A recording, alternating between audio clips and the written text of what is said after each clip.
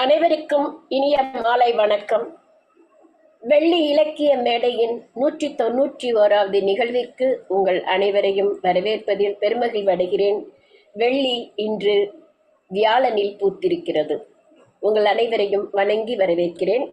முதல் அங்கமாக தமிழ் வாழ்த்து பாடுவதற்காக நம்மோடு இணைந்திருக்கிறார் ரமணி பாலசாமி அம்மையார் அவர்கள். அவரை அன்போடு அழைக்கிறேன். வருங்களம்மா. வணக்கம்மா. அனைவருக்கும் வணக்கம். தமிழ் வாழ்த்து. தமிழுக்கும் அமுதென்று பேர், அந்த தமிழ் என்ப தமிழ் எங்கள் உயிருக்கு நேர், உயிருக்கு நேர். தமிழுக்கும் அமுதென்று பேர், தமிழுக்கு நிலவென்று பேர்.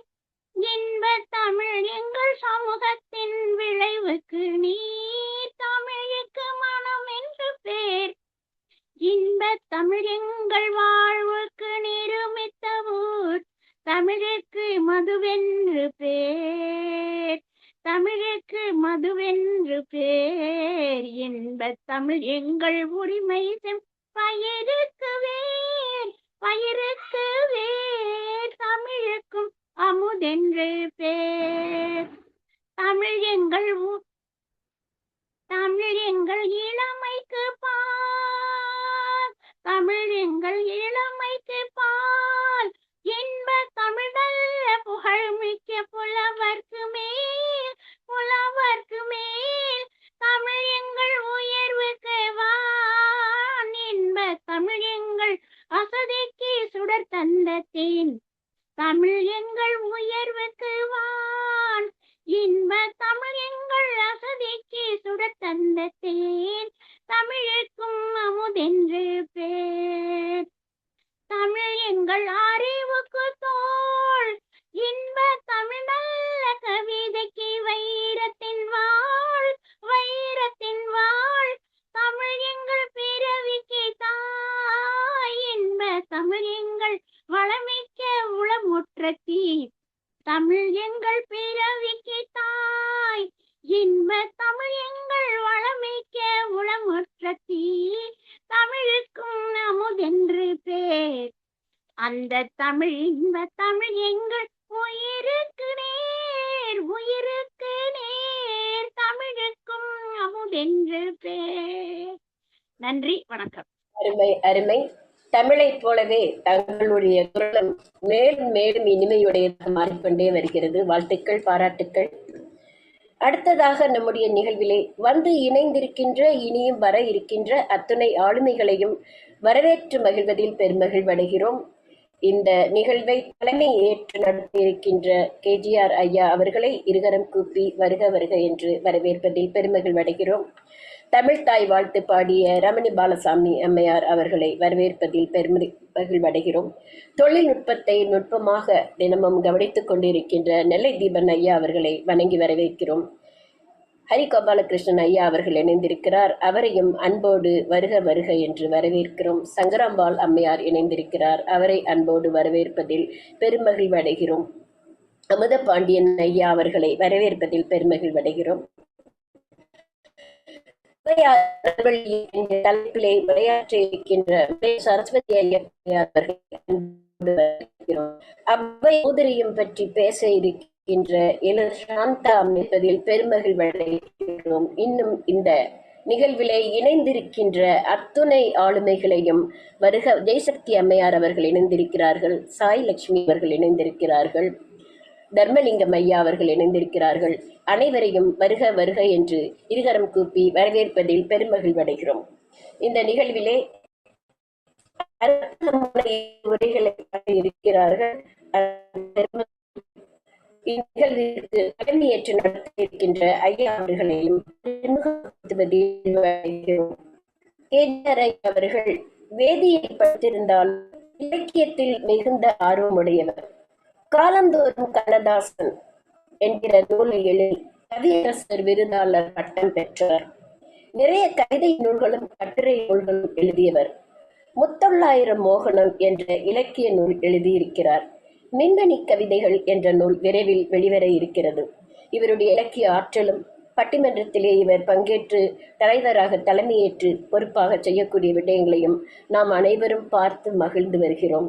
ஐயா அவர்களை வருக வருக தலைமையேற்று நடத்துக என்று கூறி இன்று பேச இருக்கின்ற 2 ஆளுமைகளையும் உங்களுக்கு அறிமுகப்படுத்துவதில் பெருமை கிடைக்கும். சரஸ்வதி ஐயப்பன் அம்மையார் அவர்கள் இணை பேராசிரியராக இருந்து ஓய்வு பெற்றவர். கல்லூரி மதுரையிலே இருக்கின்ற பள்ளியிலே பணியாற்றியவர். 50க்கும் மேற்பட்ட கட்டுரைகளை எல்லாம் எழுதியிருக்கிறார். அகில வானொலி நிலைய ரேடியோ ஆர்டிஸ்டாக செயல்பட்டிருக்கிறார். ஆன்மீக சொற்பொழிவுகளை நிகழ்த்தி இருக்கிறார். தொடர் பொழிவுகள் பல சொற்பொழிவுகளை தொடர்ந்து ஆற்றியிருக்கிறார். திருவள்ளுவர் கழகம் மதுரை மற்றும் தென்காசி திருவள்ளுவர் மன்றம் போன்றவற்றில் பங்கேற்று தன்னுடைய பங்களிப்பினை நல்கியிருக்கிறார். இவர் பெற்ற விருதுகள் தமிழ் சிற்பி, தமிழ் சுடர், தமிழ் பருதி, அவை விருது. நாம் அனைவரும் அடிக்கடி அவரை அழைக்கின்ற பாட்டுக்காரமா விருது. மிக அற்புதமாக பாடக்கூடியவர் கணீர் என்ற குரலிலே அவரை பெற்று உரையாற்ற இருக்கிறார் என்பதை உங்களுக்கு அறிமுகப்படுத்துவதில் பெருமை அடைகிறேன். சதா அம்மையார் அவர்கள் முதுகலை தமிழாக RKL சாரதா வித்யாலயா பெண்கள் மேல்நிலை பள்ளி டி நகரிலே பணியாற்றி வருகிறார். பல அரங்குகளிலே உரையாற்றியவர். அவரையும் உங்களுக்கு அறிமுகப்படுத்துவதிலே பெருமைகள் அடைகிறேன். ஐயா, இப்பொழுது அரங்கு KG ராஜேந்திர பாபு ஐயா அவர்களிடம் கொடுக்கப்பட்டு களம் உங்களுடையது. தலைமையேற்று நடத்துக ஐயா.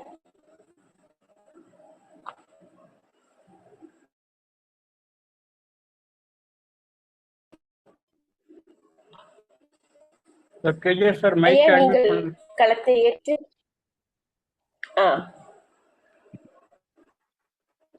பேசணும். ஆமாங்க ஐயா. மகிழ்ச்சி.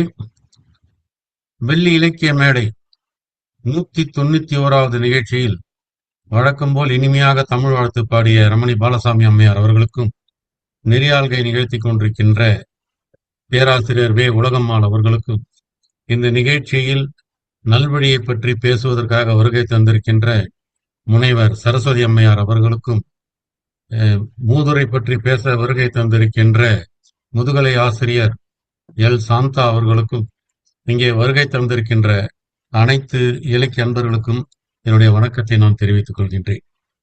ஔவையாருடைய 2வது கட்ட நிகழ்ச்சி இது. சங்க இலக்கியத்தில் பார்த்தால், நட்பு என்று பார்த்தால் 3 பேருடைய நட்பு சிறப்பாக பேசப்படக்கூடிய நட்பு. ஒரு நட்பு, நான் அந்த தலைப்புகளை வரக்கூடாதுன்றதுனால வேற விஷயம் பேசுறோம். ஒரு நட்பு கோப்பெரும் சோழனுக்கும் பிசிராந்தியாருக்கும் ஏற்பட்ட நட்பு. கோப்பெரும் சோழனும் பிசிராந்தியாரும் ஒருவரை ஒருவர் பார்த்து கொண்டதே இல்லை. ஆனால் அவன் இறக்கின்ற தருணத்தில் நிச்சயமாக பிசிராந்தியார் வருவார் என்று அவன் சொல்லியிருக்கிறார். எல்லோருக்குமே நம்பிக்கை இல்லை. அது எப்படி வருவார்? ஒருவரை ஒருவர் பார்த்து இல்லையே, இவர் இறக்கப் போகிறார் என்ற செய்தி அவருக்கு தெரியுமா? எப்படி வருவார் என்று எதிர்பார்த்த நேரத்தில் எல்லோருமே வியக்கின்ற வகையில் அங்கு பிசிராந்தியார் வருகை தந்தார். கோப்பெரும் சோழனோடு வடக்கிருந்து உயிர் துறந்தார் என்ற ஒரு நிகழ்ச்சி சங்க இலக்கியத்திலே உண்டு. 2வதாக ஒரு நட்பு உண்டு என்று சொன்னால், பாரிக்கும் கபிலருக்கும் உள்ள நட்பு. பாரி இறந்து போய்விடுகிறான். அந்த பெண்கள் கூட ரொம்ப வருத்தப்பட்டு பாடுவதாக ஒரு பாட்டு புறநானூற்றிலே உண்டு. அற்றை திங்கள் அவ்வெண்ணிலவில் எந்த எம்முடையும் எங்குன்றும் பிறர் கொளார். இற்றை திங்கள் இவ்வெண்ணிலவில் அங்க இருக்கிற அரசர்களாம் என் குன்றையும் கொன்று எடுத்து விட்டார்கள், என்னுடைய தகப்பனையும் கொன்று விட்டார்கள் என்று அவர்கள் மிக பரிதாபமாக பாடிய காட்சி அந்த புறநானூற்று பாடலிலே உண்டு. அந்த கபிலர் என்ன செய்கிறார் என்று சொன்னால், பாரியினுடைய மகளுக்கு திருமணம் செய்கின்ற பொறுப்பை அவர் ஏற்றுக்கொண்டிருக்கின்றார். அது ஒரு சிறந்த நட்பாக இந்த புறநானூற்றிலே பேசப்படக்கூடிய நட்பு. அதே போல் இன்னொரு நட்பு, கபிலர் கூட பின்னாலே அவர் இறந்து விடுகிறார். பாரி இறந்து விட்டானே என்ற துக்கத்தினாலேயே இறந்து விடுகிறார். பின்னாலே பேசப்படக்கூடிய இன்னொரு நட்பு என்னவென்று சொன்னால், அதியமானுக்கும் ஔவையாருக்கும் ஏற்பட்ட நட்பு. கிட்டத்தட்ட ஒரு 20-21 பாடல்கள் ஔவையார் புறநானூற்றிலே அதியமானை பற்றி பாடியிருக்கிறார் என்ற செய்தி போன வெள்ளிக்கிழமை நடைபெற்ற நிகழ்ச்சியிலே நீங்கள் கேள்விப்பட்டிருப்பீர்கள். அந்த 2 பேருடைய நட்பு இலக்கிய உலகத்திலே புகழ்பெற்ற நட்பு. சிறிய கல்பரினே எமக்கியமானா என்று அவ சொல்லுவா. கொஞ்சமா இருந்ததுன்னா அது எனக்கு கொடுத்துருவ, நீ சாப்பிட மாட்ட. நிறைய இருந்தா எல்லாருக்கும் பகிர்ந்து சாப்பிடுவாய். அதே மாதிரி என்னாலும் என்னை நீ உபசரிப்பவன், எல்லா நாளிலும் உபசரிக்கக்கூடியவன். தலைநாளில் எப்படி உபசரிப்பாயோ அது மாதிரி எல்லா நிலையிலேயும் என்னை உபசரிக்க கூடியவன் என்று அதியமானுக்கும் ஔவையாருக்கும் உரிய நட்பை ஔவையார் அவர்கள் குறிப்பிட்டு பேசியிருப்பார். இப்படி பல நட்புகள் இருக்கிறது. அதில் ஔவையாருடைய நட்பு ஒரு சிறந்த நட்பாக புறநானூற்றிலே பேசப்படக்கூடிய நட்பாக இருக்கின்றது. அத்தகைய ஔவையார் புறநானூற்றிலும் எழுதியிருக்கிறார், குறுந்தொகையிலும் எழுதியிருக்கின்றார், பல்வேறு காலகட்டங்களிலே அவர் எழுதியிருக்கிறார் என்பதையெல்லாம் சென்ற வாரம் நாம் பார்த்தோம். அம்பிகாபதி எப்படி 4 அம்பிகாபதி இருப்பதாக சொல்லப்படுகிறதோ அது மாதிரி 6, 7 ஔவையார்கள் இருப்பதாக சொல்லப்படுகிறது. அதை மூதுரை எழுதியிருக்கிறார், நல்வழி எழுதியிருக்கிறார், விநாயகர் அகவல் எழுதியிருக்கிறார், தனிப்பாடல் திரட்டிலே எழுதியிருக்கின்றார். ஔவையாருக்கும் ஒட்டக்கூத்தருக்கும் இருக்கக்கூடிய வாதங்கள்லாம் கூட ரொம்ப சுவையான வாதங்கள். அதே மாதிரி கம்பனுக்கும் ஔவையாருக்கும் நடைபெற்ற வாதங்கள்லாம் ரொம்பவும் சுவையான வாதங்கள். இவையெல்லாம் தனிப்பாடல் திரட்டிலே இருந்து கொண்டிருக்கின்றன. இப்படிப்பட்ட ஔவையாருடைய பாடல்களை எல்லாம் எடுத்து இங்கே நல்வழி என்று சொன்னால் வாழ்க்கைக்கு எது நல்வழியோ அந்த நல்வழியை காட்டக்கூடிய பாடல்கள் என்று கிட்டத்தட்ட எனக்கு தெரிந்த 41 பாடல்களை 41 பாடல்களை அதில் எழுதியிருக்கிறார். அதே போல் மூதுரையிலிருந்து மூதுரை என்ற பெயரிலே பல பாடல்களை அவர் எழுதியிருக்கின்றார். இப்படி அருமையான பாடல்களை எல்லாம் தமிழுக்கு கொடுத்தவர் ஔவையார் அவர்கள். அவர் வாழ்வியலோடு சம்பந்தப்பட்ட கருத்துக்களை, ரொம்ப அதீதமான கருத்துக்களை ஔவையார் பேசியது கிடையாது. வாழ்வியலோடு சம்பந்தப்பட்ட கருத்துக்களைத்தான் ஔவையார் அவர்கள் பேசியிருக்கின்றார். ஔவையாருடைய பாடல்களை நீங்க எடுத்து பார்த்தீர்னு சொன்னால் ஏராளமான ஊமைகள் இருக்கும். ஔவை ஊமைக்கு பேர் போன ஒரு பிராட்டி. அப்படிப்பட்ட ஔவையாருடைய 2 நூல்களையும் 2 பேராசிரியர்கள் இங்கே பேச இருக்கின்றார்கள். அவர்களை பேசுமாறு நான் அழைக்கின்றேன். முதலில் சரஸ்வதி அம்மையார் அவர்கள் நல்வழி என்று அவர்கள் பேச இருக்கின்றார். வாங்க, அவங்க சொல்வழியில நாங்க மயங்குகின்றோம். குறுக்கீடுக்கு மன்னிக்கணும். பேச்சாளர்களுக்கு 25 நிமிடங்கள் 25 நிமிடங்களுக்கு மிகாமல் உரையாற்றுமாறு அன்போடு கேட்டுக்கொள்வோம். கடமை தானேது கரிமுகனே, வையத்திடம் அருள் செய்தாய், எங்கள் உடைமைகளும் இன்பங்களும் எல்லாம் ஈந்தாய், நீ யாங்கள் உனக்கு என் புரிவோம் கைமாறு இயம்பு என்று சொன்ன பாரதியின் வழியிலே இறை வணக்கம் செலுத்தி சபைக்கும் வணக்கம் சொல்லுகின்றேன். வெள்ளி இலக்கிய மேடை 191வது நிகழ்வு. இப்படி பல நிகழ்வுகளை நடத்துவதற்கு அடிப்படையாக வேறாக இருந்த KGR என்று நாங்களெல்லாம் பெருமையாக அழைக்கின்ற KG ராஜேந்திர பாபு அவர்களுக்கு எனது தலையாய வணக்கங்களை சொல்லிக் கொள்கின்றேன். இந்த நிகழ்வுக்கு தமிழ்தாய் வாழ்த்து பாடிய ரமணி அம்மா அவர்களுக்கும், இந்த நிகழ்வை அழகாக ஒருங்கிணைத்துக் கொண்டிருக்கின்ற உலகம்மாள் அவர்களுக்கும், இந்த நிகழ்வை தொழில்நுட்ப உதவியோடு எங்களுக்கு உதவி செய்து வழிகாட்டுகின்ற நெல்லை தீபன் ஐயா அவர்களுக்கும் எனது அன்பான வணக்கங்களை சொல்லிக் கொள்கின்றேன். என்னை தொடர்ந்து பேச இருக்கின்ற பேராசிரியர் சாந்தா அவர்களுக்கும் எனது அன்பான வணக்கங்கள். இந்த அரங்கத்தில் கூடியிருக்கின்ற ஒவ்வொரு நண்பர்களுக்கும் அன்பர்களுக்கும் எனது தலை தாழ்ந்த வணக்கங்களை ஒவ்வொருவருடைய பாதம் தொட்டு மகிழ்ந்து என்னுடைய உரையை ஆரம்பிக்கின்றேன். நல்வழி ஔவையார். KGR ஔவையார் பற்றி சுருக்கமாக பல கருத்துக்களை தந்தார். ஔவை என்ற சொல்லுக்கு வயதில் மூத்தவள் என்ற பொருள் உண்டு. தாய், தமக்கை என்றெல்லாம் பொருள் சொல்லுவதுண்டு. தாய் என்பது ஒரு பொது சொல்லாக இருந்தது. கால வெள்ளத்தில், கால வரலாற்றில் சமுதாய சமய உள்ளீடாக அது பெண் துறவிக்குமான ஒரு குறியீடாக மாறிவிட்டது. 3ஆம் நூற்றாண்டிலிருந்து 15ஆம் நூற்றாண்டு வரையிலே இந்திய சிந்தனை மரபில் மத இயக்கங்கள் பல அற இலக்கியங்களை வளர்த்தன. சமணம், பௌத்தம் அது முதல் அறநெறி காலமாக அந்த மத இயக்கங்கள் இருந்திருக்கின்றன. அவை பல இலக்கியங்கள், நாலடி, நான்மணி அப்படி எல்லாம் உங்களுக்கு தெரியும், பல இலக்கியங்களை தந்திருக்கின்றன. சைவமும் வைணமும் பக்தி பாடல்களை தந்திருக்கின்றன. ஆனால் அற இலக்கியங்களை தர இல்லை. ஆனால் இந்த 12ஆம் நூற்றாண்டில் தோன்றிய இந்த சைவ பெண்மணி இல்ல இந்த பெண் துறவி அல்லது இந்த ஔவை என்ற இந்த ஒரு மூதாட்டி அவள் தந்த பல நூல்கள் எல்லாம், அந்த நூல்களிலே சிறப்பாக இந்த நீதி நூலாக அமைந்த இந்த நல்வழி, அந்த நல்வழியை போல அமைந்த மூதுரை, நன்னெறி, உலக நீதி, பல நூல்களை அவர் தந்திருக்கின்றார். குறிப்பாக இந்த நல்வழியிலே சிவாய நம என்ற மந்திரச்சொல் இருப்பதும், திருநீர் இல்லா நெற்றி பாழ் என்ற அந்த சொல்லானது உயர்த்தி பேசப்படுவதும், எனையாளும் ஈசன் செயல் என்பதாக போற்றப்படுவதும், தேவாரம், திருவாசகம், திருமந்திரம், திருக்கோவை போன்ற அந்த சைவ இலக்கியங்களை எல்லாம் சொல்லுகின்ற நூலாக இந்த நல்வழி இருக்கின்ற காரணத்தால் இதை சைவ பெண் துறவி பாடியிருக்கலாம் என்ற ஒரு கருத்தும் உண்டு. இந்த நிலையிலே இந்த சைவ பெண்ணாவோ அல்லது வைணவ கருத்து சார்ந்த மன்னிக்கணும் சமணம் சார்ந்த கருத்துக்களோ அமைகின்ற பெண் துறவி கால வெள்ளத்திலே சொல்லப்பட்ட இவர், இதோடு இன்னும் இந்த காலத்தை நுட்பமாக நாயக்கர் காலத்தில் இந்து மதமானது ஒருங்கிணைக்கப்பட்டது.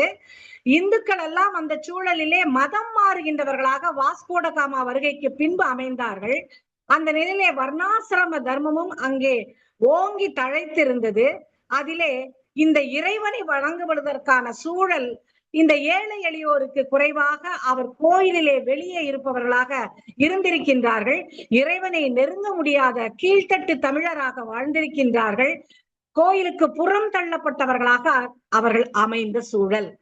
இந்த சூழலிலே இந்த பெண் துறவி இந்த நல்வழியினுடைய இறை வணக்க பாடலாக இன்றும் நாம் குழந்தைகளுக்கு சொல்லி வருகின்ற ஒரு பாடல், அற்புதமானது ஒரு பாடல். பண்டமாற்று முறையிலே இறைவனோடு அந்த பண்டத்தை மாற்றிக்கொள்வது போல சொல்லுகின்ற ஔவையார். அவர் என்ன சொன்னார்? நான் உனக்கு இது தருவேன், நீ எனக்கு இது தர வேண்டும் என்பதான ஒரு ஒப்பந்த உடன்படிக்கையை போடுகின்றார்.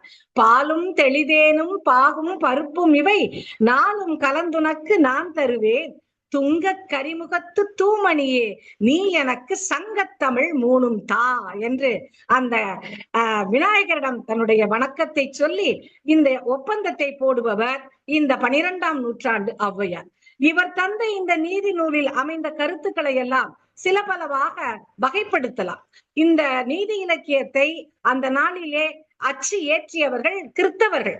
அந்த கிறித்தவர்கள் இந்த நூலிலே பல பாடல்களை நீக்கிவிட்டார்கள். அது சமய கொள்கை சார்ந்ததாக அந்த பக்கம் நான் போகல, நீக்கிவிட்டார்கள். ஆனால் அந்த பாடலையும் உள்வாங்கி ஔவை படைப்பு களஞ்சியம் என்ற நூலிலே தாயம்மாள் அரவாணன் அவர்கள் நீங்கிய பாடல்களையும் அவர் அதிலே இணைத்திருக்கின்றார். அப்படி நீக்கிய பாடல்கள் 19. ஆனால் அச்சிலே இருப்பவையாக சொல்லப்படுபவை கேஜிஆர் சொன்னது போல 40 அல்லது 41. அந்த வகைப்பாடுகளை நாம் 4 வகையாக பார்க்கலாம் என்பது என்னுடைய எண்ணம். அதிலே முதலாக மனிதனுடைய கடமை என்ன, அவனுடைய ஊழியல் சார்ந்த சிந்தனைகள் என்ன, உடலும் உயிர்மான தத்துவங்கள் என்ன, தனி மனித ஒழுக்கம் அதனுடைய நிலைப்பு என்ன என்பதான 4 வகைப்பாட்டுக்குள்ளே இந்த கருத்துக்களை சொல்லலாம். அந்த முதல் செய்தியாக மனிதனுக்கான கடமை. மனிதன் அந்த வாழ்விலே பிறப்பு இறப்பு அதை சந்திப்பது வழக்கம். ஆனால் எது நிலைக்கும், எது அவன் வாழ்வில் நிலைப்பாக இருக்கும்? அவன் செய்கின்ற புண்ணியம்தான். இதைத்தான் எல்லா சமயங்களும் எடுத்துரைக்கின்றன. அந்த வகையிலே இந்த நல்வழியும் ஔவையார் சொன்ன வழியிலே இந்த நல்வழியும் சாதி இரண்டொழிய வேறில்லை, இட்டார் பெரியார் இடாதார் இழிக்குலத்தார். ரொம்ப எளிமையா சொல்லிட்டு போறாங்க. 2 ஜாதி தான் சொல்லிட்டு போறாங்க. இதத்தான் கண்ணதாசன் ரொம்ப அற்புதமா, நான் ரொம்ப ரசிக்கிற ஒரு வரி, கொடுப்பவர் எல்லாம் மேலாவார் கையில் கொள்பவர் எல்லாம் கீழாவார் அப்படின்னு அற்புதமா சொல்லியிருப்பார். ஆக இந்த தர்மம், இந்த ஜாதி இரண்டொழிய வேறில்லை, இட்டார் பெரியார் இடாதார் இழிகுலத்தார்ன்ற இந்த தர்மம் அது விதிப்படிதான் நடக்கும். அந்த விதிப்படி நடக்கின்ற ஒன்றை நான் ஒரு உவமையோடு பொருத்தி காட்டலாம் என்பதாக அந்த ஔவையார் சொல்ற. என்ன, கண்ணில்லாதவன் இந்த மாங்காயை பறிக்க ஒரு கோலை வைத்திருக்கின்றான். அந்த மாங்காயை அடிக்க அடிக்க அந்த கோல் தவறிவிட்டால் அங்கு எதுவும் நடக்காது. அதுபோல இந்த மனித வாழ்விலே புண்ணியம் செய்ய வேண்டும். ஆனால் புண்ணியம் செய்யாமல் அவன் செயல்பட்டால் இந்த கண்ணில்லாதவன் அந்த கோலை இழந்தது போலத்தான் என்பதாக சொல்லுவார். இதோடு மட்டுமில்லாமல் ஆற்று நீர், ஊற்று நீரையும் அங்கு சான்றாக காட்டுவார். ஆற்று நீர் வறண்ட காலத்தில், கோடை காலத்தில் ஊற்று நீரானது எப்படி இந்த மண்ணுக்கும் இந்த மக்களுக்கும் அது தாக துடைப்பாக அமையுமோ, உணவாக அமையுமோ, அது போல அந்த நல்ல குடியில் பிறந்தவன், நற்குடியிலே பிறந்த நல்லவன் இருப்பதை கொடுத்து வாழ வேண்டும், இருப்பதை கொடுத்து மகிழ வேண்டும் என்பதாக இந்த ஊமைகளிலே இந்த நன்மைக்கான தகுதி, இந்த மக்களுக்கான தகுதியை சொல்லுவது ஔவையாருடைய பழக்கம். இந்த ஊழியல், ஊழ் விதி, ஆக அந்த ஊழ் கோட்பாடு என்று சொல்லப்படுகின்ற செய்திகள் எல்லாம் இந்த நல்வழியிலே பேசப்படுகின்றது. அப்ப அது என்ன சொல்லுது அப்படின்னா, ரொம்ப அற்புதமா எல்லாருக்கும் தெரிந்த ஒரு வார்த்தை, ஊழில் பெருவலி அப்படிங்கிறது. அது என்ன? இந்த உடம்பு மெய்தான். ரொம்ப எளிமையா அவர் சொல்ற மாதிரியே நான் சொல்லிட்டு போறேன். இந்த உடம்பு மெய்தான். இந்த உடம்பு ஆனா பொய்யானது. அத மெய்யின் நம்பாத, உண்மைன்னு நினைக்காத. ஆனா அத உண்மை நினைச்சு நீ அலபாயாத. அத உண்மையா இருக்கணும்னா என்ன செய்யணும்? இருப்பதை கொடுத்து வாழணும். அதத்தான் நல்வழி ஔவையார் சொல்றாரு, ஊழில் பெருவலி நோய் விண்டாரை. அந்த பெருவலி என்ற நோயிலிருந்து உண்மை அறிந்து பலருக்கும் கொடுத்து உதவுகின்றவர் விண்டாரை கொண்டாடும் வீடு அப்படின்னு. அந்த கொண்டாடுகின்ற வீடு எல்லோருக்கும் கொடுத்து உதவுகின்றவர்களைத்தான் என்பதாக அந்த ஊழினுடைய தகுதியை சொல்லுகின்ற ஔவையார் பாட்டு. அதை தொடர்ந்து எந்த சூழலிலும் விதிப்படிதான் எதுவும் நடக்கும். அந்த விதிப்படி நடப்பதை ஏற்றுக்கொள்ள வேண்டும். அப்படி ஏற்றுக்கொள்ளுகின்ற பொழுது நீ நல்ல உறவுகளை, நல்ல மனிதர்களை நீ சம்பாதித்துக்கொள். நிறைய சம்பாதிக்கலாம், ஆனா நல்ல உறவுகளை அந்த விதிப்படி நடக்கின்ற காலத்திற்குள் நல்ல உறவுகளை சம்பாதித்துக்கொள். தேட்டம் மரியாதை காணும் மகிதலத்தீராய் அப்படின்னு அந்த தேடுதல் உறவுகளை, நல்ல உறவுகளை, நல்ல மனிதநேய உறவுகளை தேடுதலிலே அமையட்டும் அப்படிங்கிறதுனால அந்த பாட்டை இன்னும் அழுத்தமா சொல்றேன் பாருங்க. அவரவர் வினைப்பயன் படியே அவை அவை நடக்கும். இது பொச்சை. ஆவாரே யாரே அழிப்பார். ஒருத்தர் வாழணும் இருந்தா அவரை அழிக்க முடியாது. அது அன்றி சாவாரை யாரே தவிர்ப்பார். சாக போறவங்கள யாராலையும் தடுக்கவும் முடியாது. ஓவாமல், இப்ப இவருக்கு பிறர் கையேந்தணும் அப்படின்னு இருந்தா ஓவாமல் ஐயம் புகுவாரை. ஆக கையேந்துபவரை, பிச்சைன்ற அந்த வார்த்தையை கொடுக்குறாங்க. கையேந்துபவரை ஐயம் புகுவாரை யாரே விளக்குவார்? யாராலையும் விளக்க முடியாது. அது அவனுடைய விதி. இதுதான் மெய் அம் புவி அதன் மேல். இந்த உண்மையை, இந்த பூமியினுடைய உண்மையை, இந்த பூமியினுடைய ஊழ்தன்மையை புரிந்து செயல்படுங்கள் அப்படிங்கிற மாதிரி ஔவையார் எடுத்து சொல்லுகின்றார். இதை சொல்றதுக்கு ஒரு ஓமையை சொல்றாரு. வெறும் பானைய அடுப்புல ஏத்துனா அந்த பானை பொங்குமா? பால் பொங்குமா? பொங்காது. அது போல பிறருக்கு உதவாமல் அவனுடைய வாழ்வு சீராகுமா? சீராகாது. அதத்தான் அவர் சொல்றாரு, அரும்பாவம் என்ன அறிந்து அன்று இடாருக்கு இன்று வெறும்பானை பொங்குமோ மேல் என்பதாக கேட்கின்றார். அடுத்து என்ன சொல்றார்? பெற்றவர், உற்றவர், உகந்தவர் யார் யாரா இருக்கட்டும், அந்த உறவு கிளைகள் எத்தனவாக இருக்கட்டும், எல்லாருக்கும் கொடுத்து பாரு. அதுதான் உன்னுடைய விதியா இருக்கணும். அப்ப கொடுத்து பாரு. ஆனா சிலர் என்ன பண்ணுவாங்க, ஒரு நோய் வந்தா, ஒரு காயம் வந்தா, அல்லது தனக்கு ஒரு தடை வந்தா அந்த நேரம் கோயில்ல போய் கும்பிடுறேன்பாங்க, அல்லது நான் இவங்களுக்கு செய்யறேன்ற மாதிரி தர்ம பிரபுவா நடந்துக்குவாங்க. அதெல்லாம் தவறுங்கிறாங்க. அதுக்கு ஒரு வார்த்தையை போடுறார், இரணம் கொடுத்தால் இடுவர். இந்த இரணம்னா காயம், இரணம்னா நோய், இரணம்னா அந்த மனக்காயம். அதத்தான் இரணம் கொடுத்தால் இடுவர். அப்படி இடுவது அல்லது ஒரு காரியம் கருதி கொடுப்பது என்பது தவறு. அதுக்காக சிலர் பரிகாரம் கூட கொடுப்பாங்களாம். அதுக்காக துன்பத்தை நீ பரிகாரம் கொடுத்து நிவர்த்தி பண்ணலாம்னு நினைக்காத. துன்பம் கொடுக்காமல் வஞ்சனை இல்லாமல் வாழ்வதே சிறந்தது அப்படிங்கிறத தாம் முன் செய்த வினை தாமே அனுபவிப்பார். பூந்தாமரையோன் பொறி வழியே வேந்தே ஒருத்தாரை என் செய்யலாம். அது வேந்தனா இருக்கட்டும், மக்களா இருக்கட்டும், அவனுக்கு இதுதான் கோபப்படக்கூடிய சூழல், அவனை வெறுக்கக்கூடிய சூழல்னா அதுதான் விதி. வேந்தே ஒருத்தாரை என் செய்யலாம், ஊரெல்லாம் ஒன்றா வெறுத்தாலும் போமோ விதி. எல்லாரும் சேர்ந்து எல்லாரும் கூடி அவனை சண்டையிடுறாங்கன்னா அதை தடுக்க முடியாது, அதுதான் அந்த விதி அப்படிங்கிற மாதிரி இந்த விதியினுடைய தன்மையை ஆசிரியர் நூலாசிரியர் அல்லது ஔவையார் அல்லது இந்த சமயவாதி எடுத்து சொல்வதாக சொல்லலாம். இன்னும் இந்த விதியினுடைய தன்மையை எந்த நூலகத்திலயோ எந்த நூல்லையோ படிக்க முடியாது. அப்படியே படிக்கும் நினைச்சாலும் அது விதிப்படிதான் நடக்கும் அப்படிங்கறத ஒரு பாட்டுல அழகா சொல்றாரு. வினை பயனை வெல்வதற்கு வேதம் முதலாம் அனைத்தாய நூலகத்தும் இல்லை, நினைப்பதென கண்ணுறுவது. இததான் நீ சரியா புரிஞ்சுக்கணும். கண்ணுறுவது அல்லால் கவலைப்படேல் நெஞ்சே மெய். நீ கவலைப்படாத, இதுதான் உண்மை. விண்ணுருவாருக்கு, இந்த உண்மையை உணர்பவர்களுக்குத்தான் விண்ணுருவாருக்கு இல்லை விதி என்ற தகுதிப்பாடு இந்த எல்லாம் உணர்பவர்களுக்குத்தான். அந்த நூலாகமோ நூலோ படிப்போ அல்ல, விதிப்படிதான் நடக்கும் என்பதை உணர்வதுதான் விதி என்ற செய்தியை இந்த பாடல் சொல்லுகின்றது. இப்படியா பல அந்த ஊழ் அல்லது ஊழ் கோட்பாடு பத்தி நிறைய பேசுறாங்க. அடுத்து தொடர்ந்து இந்த உடல் உயிர் அது நிலைக்குமா நிலைக்காதா அது பத்தி சொல்லக்கூடிய சில செய்திகள். அது என்ன அப்படின்னா, இந்த உடம்பானது எப்படிப்பட்டது சுருக்கமா ஒரே வார்த்தையில பேசுறாரு. பாடல் வரி 4 தான், நான் நேரம் கருதி சுருக்கிறேன். புழு மலி நோய் புன் குரம்பை. குரம்பைனா குடிசை. புழுவா மலிஞ்சு கிடக்குது, நோயா மலிஞ்சு கிடக்குது. புழு மலி நோய் புன் குரம்பை, அதுதான் எல்லாம் மலிஞ்சு கிடக்கிற, புழுவும் நோயும் மலிஞ்சு கிடக்கிற ஒரு குடிசை அப்படின்னு இந்த உடம்ப சொல்றாங்க. அதனால இந்த உலக பற்று இல்லாமல் வாழ பழகிக்கொள் அப்படிங்கிறாங்க. அதுலயும் இந்த ஔவையார் 12ஆம் நூற்றாண்டை சார்ந்த இந்த சமயவாதி வயிற்றையும் பசியையும் நகைச்சுவையா சொல்றாங்க, ஒரு உரையாடலா சொல்றாங்க. எப்படி அப்படின்னா, அடிக்கடி பசிக்கும். அப்படி அடிக்கடி பசிக்கிற போது அமைதியாயிரு அமைதியாயிரு அப்படின்னு அதை கண்டிக்க முடியுமா? ஒவ்வொரு 3 நேரமோ 4 நேரமோ அல்லது 2 நாளோ 3 நாளோ மொத்தமா சேர்த்து அமுக்க முடியுமா? ஒவ்வொரு வேலையும் சாப்பிடணும்ல, அதுவே பெரிய வேலையா போச்சே.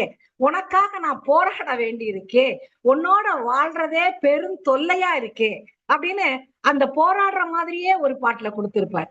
அப்புறம் இன்னும் சொல்றாரு, நீ கும்பிட்டாலும் சரி, பல இடத்துல போய் கையேந்தினாலும் சரி, பல கடல் தாண்டி அங்க போய் அங்க இருக்கிற உறவுகளை பாவனையா நடிச்சு பாவனையா பேசினாலும் சரி, இந்த உடம்பானது பசி வந்தா 10ம் பறந்து போ. இந்த உடம்பானது இந்த வயிறானது நாழி அரிசிக்குத்தான். அப்படி சொல்லக்கூடிய ஒரு பாட்டு, அற்புதமான பாட்டு. சேவித்தும் சென்றிறந்தும் தென்னீர் கடல் கடந்தும் பாவித்தும் பாராண்டும் பாட்டிசைத்தும் இப்பம் பாழின் உடம்பை வயிற்று கொடுமையால் நாழி அரிசிக்கே நாம். அந்த நாழி அரிசி சாப்பாட்டுலதான் நம்முடைய தகுதியானது இருக்கின்றது. அந்த வயிற்று தகுதிதான் பெருந்தகுதி அப்படிங்கிறத ஒரு நிலையாமை செய்தியோட எடுத்து சொல்றாங்க. அந்த நிலையாமை செய்தி எல்லாருக்கும் தெரிஞ்ச பாட்டு.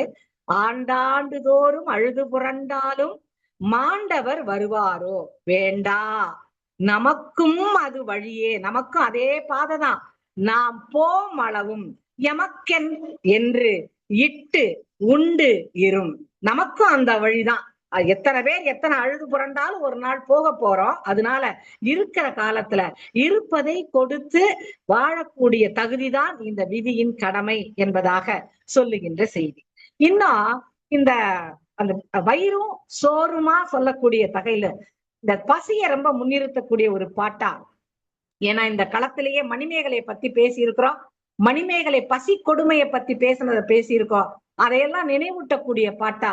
மானம் குலம் கல்வி வன்மை அறிவுடைமை தானம் தவர் முயற்சி தாளாண்மை தேனின் கசிவந்த சொல்லியர் மேல் காமுறுதல் 10ம் பசி வந்திட பறந்து போம் என்பதாக அந்த பசியினுடைய கொடுமை, உடல் உறுப்பாகிய வயிற்றினுடைய தன்மை, பசி என்ற அந்த கொடுமைக்கான அடிப்படை நிலை, அதில் மனிதன் என்ன செய்ய வேண்டும் என்ற உண்மைகளை எல்லாம் இந்த உடம்பை சார்த்தி உயிர் சார்த்தி சொல்லுகின்ற பாடல்களாக இருக்கின்றன. கடைசியாக தனிமனித ஒழுக்கம், அவன் எப்படி இருக்க வேண்டும், அவனுடைய வாழ்வியல் நிலைப்பு என்ன என்பதாக எல்லாருக்கும் நல்லா தெரியும். இனிய உளவாக இன்னாத கூறல் கனி இருப்ப காய் கவர்ந்தற்று. அத ரொம்ப ஒரு ஓமையால சொல்லக்கூடிய ஒரு பாட்டு. அந்த ஓமையை மட்டும் சொல்லிக்கிறேன். ஒரு பெரிய யானை, அந்த யானைய அது மேல அம்பு போட்டா அந்த யானை வீழ்ந்துரும். ஆனா அதே அம்ப பஞ்சு மூட்டையில போட்டா பஞ்சுக்கும் சேதம் இல்ல, அந்த அம்புக்கும் சேதம் இல்ல. அது போல அந்த நல்ல வார்த்தையை சொல்லும் போது கடுமையான வார்த்தையை தவிர்த்து நல்ல வார்த்தையை சொல்லுகின்ற பொழுது அன்பு வளரும் என்பதாக சொல்லுகின்ற ஒரு பாடல். அடுத்தது ஒரு மூடருக்கு சொல்லக்கூடிய ஒரு ஓமை. பூ பூக்காமல் காய்க்கும் மரங்கள் பல உண்டு, அது போலத்தான் குறிப்பறிந்து செய்கின்ற வேலை செய்கின்ற ஏவலாளர். எத்தனை தூவிகளாக விதைகளை தூவினாலும் அது முளைக்காதது அதிகம். அது போல எத்தனை முறை சொன்னாலும் கேட்காதவர்கள் தான் இந்த மூடர்கள் அப்படின்னு இந்த மூடர்களுடைய தகுதியையும் சொல்லக்கூடிய ஒரு பாட்டு. இன்னொரு பாட்டு, நண்டு, முத்துச்சிப்பி, மூங்கில், வாழை, இதெல்லாம் அதனுடைய கன்று என்னைக்கு வெளியே வருதோ, அதனுடைய குருத்து எப்ப வெளியே வருதோ அதனுடைய காலம் முடிஞ்சிருமா. அப்படி காலம் முடியக்கூடிய தகுதியை இந்த தகுதியை நம்ம அறிந்து கொள்ளலாம் அப்படிங்கிறத மனித வாழ்வோட பொருத்தி காட்டக்கூடிய ஒரு பாட்டு. எப்படின்னா, கல்வி, பதவி, பண்பு, பெயர், புகழ், செல்வம் எத்தனை சம்பாதித்தாலும் அவன் பிறன் மனைவியை அல்லது பிறர் மனையாளை நோக்குகின்ற அந்த கூடா ஒழுக்கத்தால் அது மறைந்து விடும் என்பதாக நல்ல வழி காட்டுகின்ற ஒரு பாட்டாக இந்த பாடல்களும் ஓமைகளும் அமைகின்றன. அது போக நல்லவர் தீயவர் யார் யார், ரொம்ப அற்புதமான பாட்டு இந்த பாட்டெல்லாம். நல்லவர் தீயவர் யார் யார் அப்படின்னு அந்த முரண்பாடுகளை சொல்ல வரும்போது ஒரே ஒரு காரியம்தான், வஞ்சனை இல்லாம வாழ கத்துக்கோ, அதுதான் நல்லவர். தீயவருக்கு தான் நிறைய பேசுறாங்க, அதுலயும் பொய் சொல்லக்கூடாது, அதுலயும் நீதிமன்றத்துல பொய் சாட்சி சொல்லவே கூடாது. அப்படி சொல்லிட்டா வேதாளம் சேருமே, வெள்ளருக்கு பூ பூக்குமே, பாதாள மூலி படருமே, அது விஷ கொடி அப்படிங்கிற மாதிரி கொடுக்குறாங்க. பாதாள மூலி படருமே, சேடன் குடி புகுமே, மன்று ஓரம் சொன்னார் மனை அப்படின்னு இந்த மனைக்குள்ள பொய் சாட்சி சொன்ன மனைக்குள்ள இத்தனையும் குடி புகுந்துருமா. அது அடுத்தது நம்ம எல்லாருக்கும் ரொம்ப பிடிக்கும், எல்லாருக்கும் ரொம்ப ரசிச்சிருக்கோம். வரவு 8 செலவு 10, அதிகம் துந்தனான்னு முடியும் அந்த பாட்டு. இப்ப நான் சொல்லல, நான் இங்க போறேன். நம்ம வாழ்வியல்ல இன்னைக்கு கிரெடிட் கார்டு, டெபிட் கார்டு, இந்த மாதிரி கார்டெல்லாம் பயன்படுத்தி இந்த காசை ரொம்ப அதிகமா தெரியாம செலவழிக்கக்கூடிய நவீன காலத்துல இருக்கும். அப்படிப்பட்டவங்களுக்கு எல்லாம் அற்புதமான ஒரு பாட்டு. ஆன முதலில் அதிகம் செலவானால், அதான் வரவு 8 செலவு 10. ஆன முதலில் அதிகம் செலவானால் என்ன ஆகும்?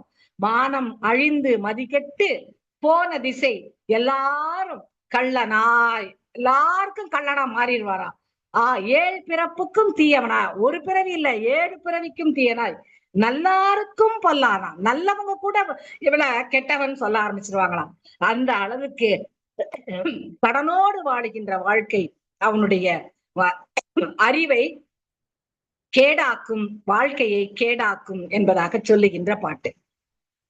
அடுத்தது, உண்பது நாழி உடுப்பது 4 முழம், இது போதுமே, இதுக்கு மேல வேண்டாமே, கோடியா ஏன் ஆசைப்படுற, 80 கோடி வேணுமா, தேவதானா, நினைச்சு பாரு, உண்பது நாழி உடுப்பது கோடி. கொஞ்சம் சாப்பிடுறதுக்கு கொஞ்சம் சோறு, உடுத்துறதுக்கு கொஞ்சம் நல்ல ஆடை, இது போதுமே. 80 கோடி நினைந்து எண்ணுவன, கண்மூடித்தனமா நீ நினைச்சேனா சொல்றாங்க. 80 கோடி நினைந்து எண்ணுவன கண் புதைந்த மாந்தர் குடி வாழ்க்கை மண்ணின் களம் போல சாந்துணையும் சஞ்சலமே. இந்த மண்பானை மாதிரி சாகிற வரைக்கும் அது உடைஞ்சு போற மண்பானை மாதிரிதான் 80 கோடிக்கு ஆசைப்படுற ஆசை என்பதாக. அந்த பணத்தாசை கூடாது, இருப்பதை கொண்டு வாழ கற்றுக்கொள் அப்படிங்கிற வழியில சொல்லக்கூடிய பாட்டு. அடுத்து ரொம்ப அற்புதமான பாட்டு. ஆத்து வெள்ளம் தண்ணி ஓடுது, அந்த தண்ணி ஓடும் போது மேடு பள்ளம் வரும், அது இயல்பு. அந்த இயல்பை அறிந்து உணர்கின்ற பொழுது, அதிலே உணர்ந்து அந்த வாழ்க்கை ஓட்டத்திலே அடுத்தவருக்கு கொடுக்கின்ற பொழுது அப்பத்தான் உன்னுடைய வாழ்வானது உயரும், உன்னுடைய உயிர்ப்பானது அதனுடைய நீட்சி கிடைக்கும்ன்றத சொல்லக்கூடிய ஒரு பாட்டு. இன்னும் 2 ஆற்று நிமிடங்கள்மா. முடிக்க போறேங்கய்யா. ஆற்று வழியில் ஏற்படும் நீர் அது என்ன?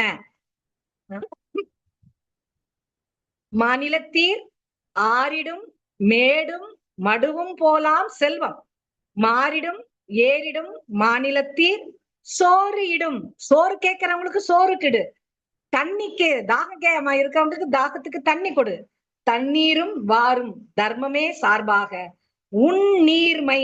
அந்த உன்னீர்மைன்றது உயிர் நீட்சி. உன்னீர்மை வீரும் உயர்ந்து அப்படின்னு நல்வழியானது தர்மம் தலை காக்கும், அதுவே வாழ்வின் நியதி என்பதை சொல்லி இருப்பதை கொண்டு வாழ கற்றுக்கொள்வதும் நல்லவனாக வாழ்வதும் நல்ல உறவுகளை பேணி வாழ்வதுமான இன்னும் இன்னும் இன்னும் சமயம் சார்ந்த, சைவம் சார்ந்து, சமணம் சார்ந்து அந்தந்த காலத்துக்கு ஏற்ற பல கருத்துக்களை உள்வாங்கிய பாடல்களாக கருத்துக்களை சொல்லுகின்ற வாய்ப்பை தந்து என்னை மகிழ்வித்து அனைவரும் கேட்டு உற்சாகப்படுத்திய அத்துணை பேருக்கு நன்றி பாராட்டி அமைகின்றேன். வணக்கம். ஒரு அருமையான சொற்பொழிவை நீங்கள் தந்திருக்கிறீர்கள். அடுத்து முதுகலை ஆசிரியர் சாந்தா அவர்கள் இங்கே பேச வருகிறார். அனைவருக்கும் வணக்கம். டெல்லி இலக்கிய மேடையின் நிறுவனர் கேஜிஆர் ஐயா அவர்களுக்கும் இந்நிகழ்வினை அழகாக தொழில்நுட்ப உதவியுடன் நமக்கு அமைத்துக் கொண்டிருக்கும் கவிஞர் நெல்லை தீபன் ஐயா அவர்களுக்கும் ஆர்சி குமரன் ஐயா அவர்களுக்கும் இந்நிகழ்வில் தமிழ்த்தாய் வாழ்த்துக்குரிய கவிஞர் ரமணி பாலசாமி அம்மா அவர்களுக்கும் அழகாக நெறியாளரை நேர்பட நேர்த்தியாக கொடுத்து கொண்டிருக்கும் கவிஞர் வே உலகம்மாள் அவர்களுக்கும் மற்றும் இலக்கிய சுவையை பருக இங்கு ஒவ்வொரு திங்களும் கூடி இன்புற்றிருக்கும் கேலியர் உறவுகளுக்கும் என் வணக்கத்தை தெரிவித்துக் கொள்கிறேன். உலக வாழ்க்கை சமுதாய அமைப்பை அடிப்படையாக கொண்டு நிகழ்கிறது. சமுதாயம் என்று என்ன அப்படின்னு கேட்டோம்னா மக்களின் தொகுதி. இந்த மக்களின் தொகுதியில் ஒவ்வொருவரும் ஒவ்வொரு இயல்பு உடையவராகவே இருக்கிறார்கள். ஒவ்வொருவரும் தனிப்பட்ட மனநிலை உடையவர்களாக இருக்கிறார்கள். அவர்களின் தனிப்பட்ட மனநிலைக்கேற்ப அவர்களுடைய செயல்பாடுகள் தனித்துவமாக காணப்படும். அந்த செயல்பாடுகள் மக்களின் செயல்பாடுகள் நல்ல விதத்தில் அமைந்தால் அது மக்களுக்கு பெருத்த நன்மையை ஏற்படுத்தும் சமுதாயத்திற்கு. ஆனால் அந்த மக்கள் தனக்கு தனக்கு என்று சுயநலவாதிகளாக இருந்தால் சமுதாயம் பெரும் சிக்கலுக்கு உள்ளாக நேரும். அந்த சிக்கல் பெரும் ஆபத்தை ஏற்படுத்தும். அந்த ஆபத்து நிகழாமல் இருக்க வேண்டும் என்பதற்காகவே அற இலக்கியங்கள் தோன்றியிருக்கின்றன. ஒரு நிலத்தை பண்படுத்தி உழுது பக்குவமாக்கிய பின்பே அதை விதைகளை தூவுகிறார்கள். அப்பேற்பட்ட பண்பட்ட நிலத்தில் விளைகின்ற பயிர்களே நல்ல மகசூலை தருவதாக இருக்கும். அது போன்று எவ்வாறு நிலத்தை பண்படுத்துகிறோமோ அதற்கு ஏற்ப மகசூல் கிடைக்கின்றதோ மக்கள் மனங்களை பண்படுத்துவதால் அவர்கள் நல்ல குடிமக்களாக உருவாகும். நல்ல குடிமக்கள் நிறைந்த ஒரு நாடு, ஒரு சமுதாயம் மேம்பட்ட சமுதாயமாக அமையும். எனவே மக்களை பண்படுத்துவதற்காகவே அற இலக்கியங்கள் தோன்றியிருக்கின்றன. நீதி கருத்துக்களை போதிக்கக்கூடிய இலக்கியங்களை அற இலக்கியங்கள் என்கிறோம். 8ஆம் நூற்றாண்டு முதல் 12ஆம் நூற்றாண்டு வரை இடைப்பட்ட காலங்களில் பல விதமான நீதி நூல்கள் தோன்றியிருக்கின்றன. அதற்கு முற்பட்டும் தோன்றியிருந்தாலும் இந்த காலகட்டங்களில் அதிகமான அற இலக்கிய நூல்கள் படைக்கப்பட்டிருக்கின்றன. அதில் பெரும்பாலான நூல்களை ஔவையார் இயற்றியிருக்கிறார்.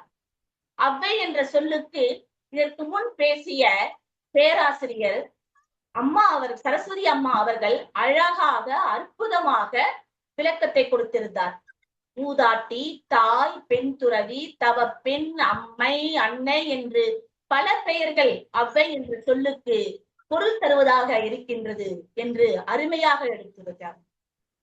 அந்த மூதாட்டி என்ற சொல்லுக்கு நாம் பொருத்தமாக எடுத்துக்கொள்ள வேண்டியது, அவ்வை என்ற சொல்லுக்கு நாம் பொருத்தமாக பொருள் எடுத்துக்கொள்ள வேண்டும் என்றால் அறிவில் முதிர்ச்சி பெற்றவள் என்றே நாம் பொருள் கொள்ள வேண்டும். அறிவில் முதிர்ச்சி பெற்றவரை அவ்வை என்று அழைத்திருக்கிறார்கள் என்றே நாம் எடுத்துக்கொள்ள வேண்டும். அந்த ஔவையார் பலவிதமான காலகட்டங்களில் வாழ்ந்திருக்கிறார். அவ்வை என்ற பெயருடன் பல பெண்மணிகள் வாழ்ந்திருக்கிறார்கள்.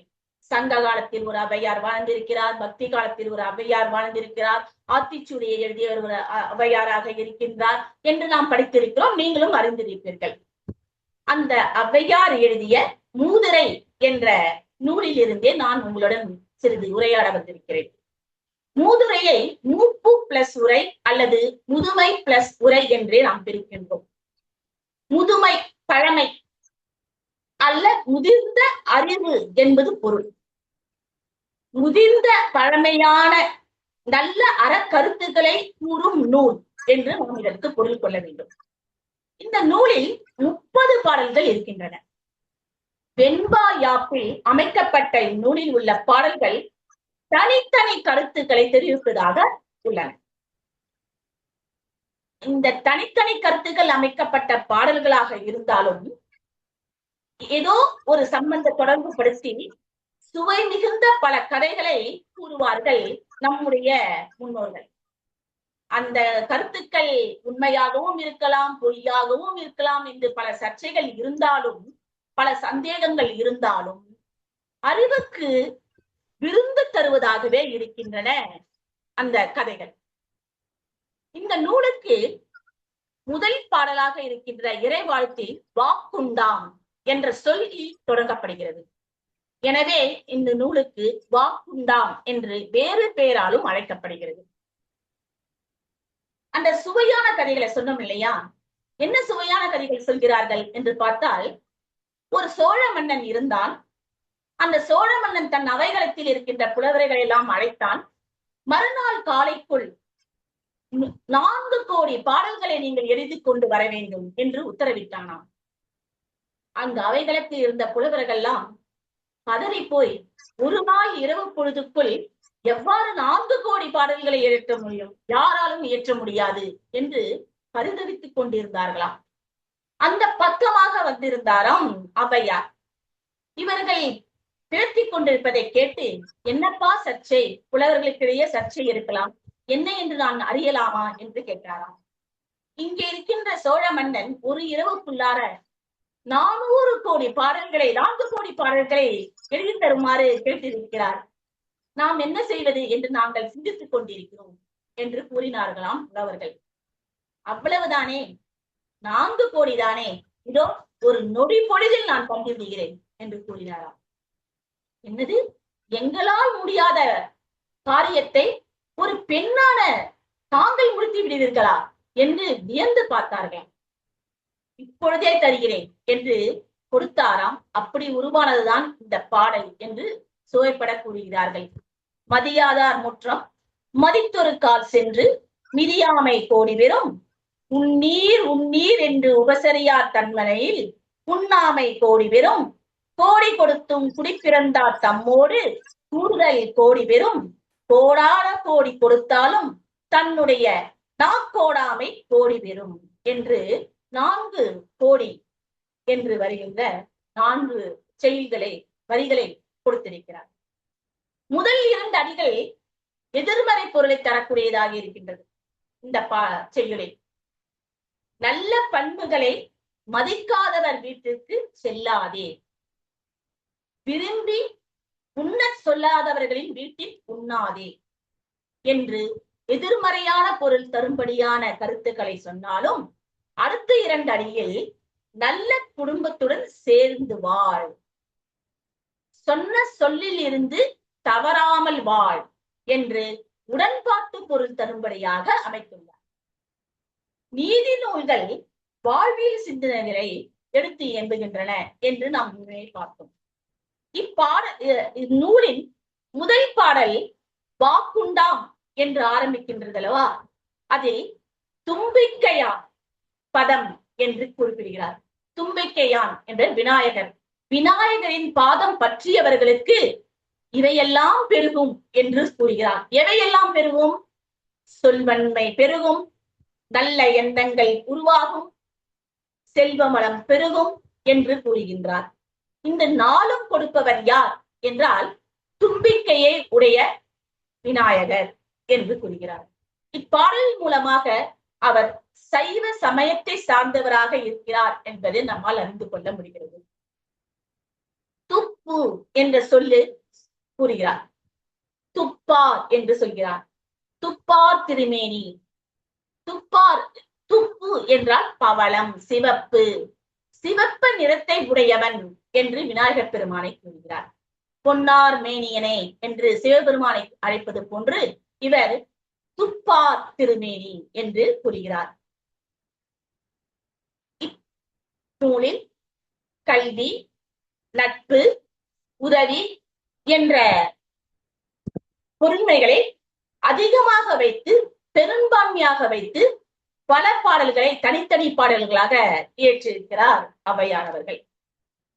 கல்வி என்ற சொல்லில் கல்லுதல் என்ற பொருளில் நாம் எடுத்துக்கொள்கிறோம். கல்லுதல் என்பதே வேர்ச்சொல். கல்லுதல் என்பதற்கு தோன்றுதல் என்று பொருள். தோண்டி எடுக்க வேண்டும். எங்கிருந்து தோண்டி எடுக்க வேண்டும்? நம் மனதில். நம் மனதில் இருக்கின்ற கருத்துக்களை, மறைந்து கிடக்கின்ற கருத்துக்களை தோன்றி நம் ஆற்றல்களை வெளிக்கொண்டு வர வேண்டும். எனவே அதற்கு கல்வி என்று பெயர் வந்தது என்று நாம் படித்திருக்கிறோம். கல்வி கரையில கற்பவர் நாள் சில என்ற பாடல் மூலமா நாம் கேள்விப்படுகிறோம் கல்வியின் பெருமைகளை. கேடில் விடிச்செல்வம் கல்வி ஒருவருக்கு என்ற திருக்குறளின் மூலமாக கல்வியின் பெருமையை அறிந்து கொள்கிறோம். கல்வி அழகே அழகு என்ற நாலடியார் மூலமாகவும் கல்வியின் சிறப்பை தெரிந்து கொள்கிறோம். நம்முடைய சமுதாயத்தில் சங்க காலம் முதல் கல்வி கற்றவர்களுக்கு மிக அதிகமான மதிப்புகளும் அதிகமான பெருமைகளும் தரப்பட்டிருக்கின்றன என்பதை நாம் தெரிந்து கொள்கிறோம். அப்பேற்பட்ட கல்வியை பற்றி இவர் அழகாக நமக்கு எடுத்து கூறியிருக்கிறார். அழியாத செல்வமான அந்த கல்வியை கற்றவர்கள் போற்றுதலுக்கு உரியவர்களாக இருக்கின்றார்கள் என்பதையே நாம் தெரிந்து கொள்கிறோம். மன்னனும் மாசர கற்றோனும் சீர்தூக்கில் மண்ணில் கற்றோன் சிறப்பு உடையோன், மன்னருக்கு தந்தேசம் அல்லால் சிறப்பு இல்லை, கற்றோருக்கு சென்ற இடமெல்லாம் சிறப்பு.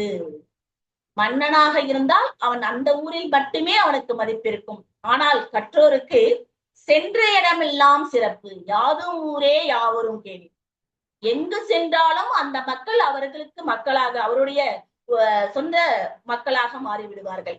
எங்கு சென்றாலும் அவர்களால் வாழ்ந்து கொள்ள முடியும். யாரால்? கல்வி கற்றவரால் மட்டுமே என்ற கல்வியின் பெருமையை எடுத்துக் கூறுகிறார். கற்றவரை மட்டுமல்லாமல் கல்லாதவரை யாரும் விரும்ப மாட்டார்கள்.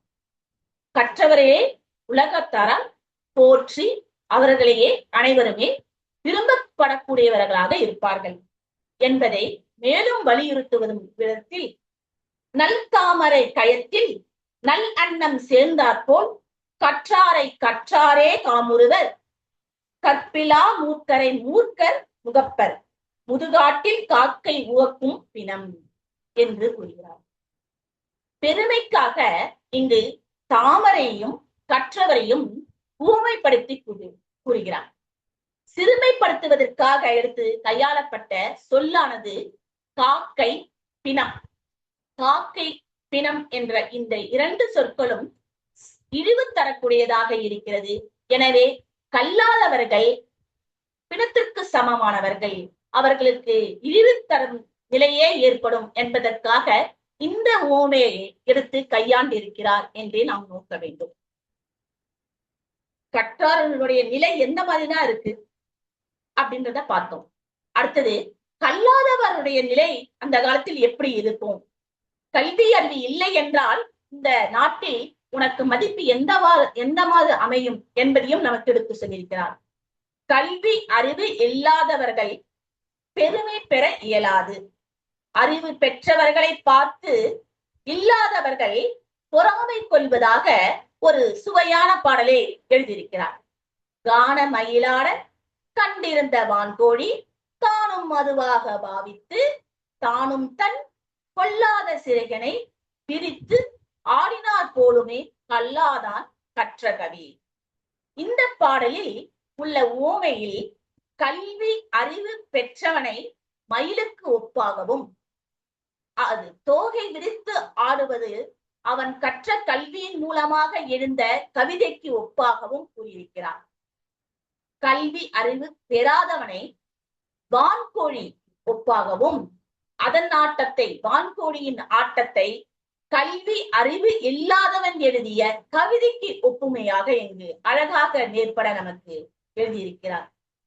கல்வி அறிவு இல்லாதவனின் இழிவை விளக்குவதற்காக மேலும் ஒரு பாடலை இங்கு எழுதியிருக்கிறார். கவையாகி கும்பாகி காட்டகத்தே நிற்கும் அவையல்ல நல்ல மரங்கள் சவை நடவே நீட்டோலை வாசியா நின்றான் குறிப்பறிய மாட்டாதவன். கவையாகி கொம்பாகி காட்டகத்தே, இந்த காட்டில் இருக்கு பாருங்க பல கிளைகளை உடைய மரங்கள், அவை மரங்கள் அல்ல. ஆனால் யார் மரம் அல்ல தெரியுமா? சபை நடுவே ஒரு ஓலையை கொடுத்து அந்த ஓலையை வாசிக்க தெரியாமல் படிக்க தெரியாமல் எவன் நிற்கிறானோ அவனே மரம். அது மட்டுமல்ல, அந்த சபையின் குறிப்புகளை அறியாமல் எவன் ஒருவன் பேசிக் கொண்டிருக்கிறானோ அல்லது நடந்து கொண்டிருக்கிறானோ அவனும் மரத்துக்கு ஒப்பாவான் என்று கூறுகிறார்.